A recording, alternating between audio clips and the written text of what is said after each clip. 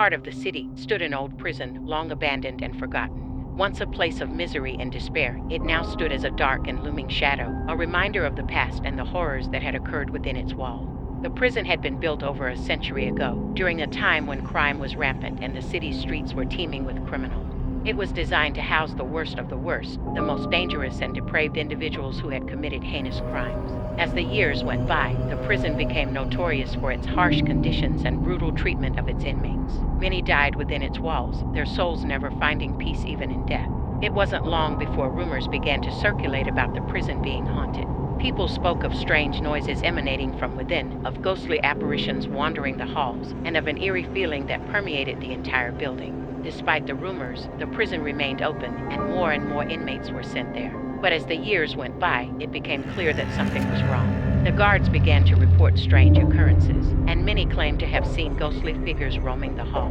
One guard, a man named John, had been working at the prison for over 20 years. He had seen it all, from the worst of the worst to the most pitiful and broken individuals. But even he was unnerved by the strange things that had been happening lately. One night, as John was making his rounds, he heard a strange noise coming from one of the cells. He approached cautiously, his hand on his gun, and peered inside. But there was nothing there, just an empty cell. He shrugged it off and continued on his rounds, but he couldn't shake the feeling that something was watching him. As he walked down the long, dark corridor, he heard footsteps behind him. He turned around, but there was no one there. Suddenly, he felt a cold breeze brush past him, and he heard a voice whisper in his ear. "Get out," it said. John ran as fast as he could, never looking back. The next day, he went to his supervisor and told him what had happened.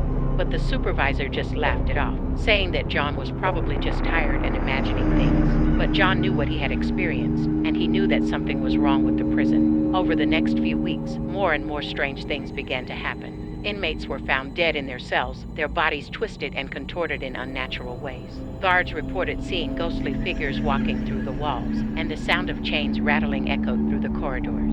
One night, a group of ghost hunters decided to investigate the prison. They had heard the rumors and were eager to see if they were true. As they entered the prison, they immediately felt a chill in the air. They set up their equipment and began to explore. As they walked through the cells, they heard strange noises coming from one of them. They approached cautiously, their cameras at the ready. But as they looked inside, they saw a figure standing in the corner, its eyes glowing in the darkness. Suddenly, the figure lunged at them, and they ran as fast as they could, their screams echoing through the hall. After that night, the prison was abandoned once again. The city tried to sell it, but no one would buy it. It remained a dark and looming presence, a reminder of the past and the horrors that had occurred within its wall. Years went by, and the prison became nothing more than a footnote in the city's history. But the ghosts that haunted it remained, their spirits trapped within its walls, unable to find peace even in death. And so, the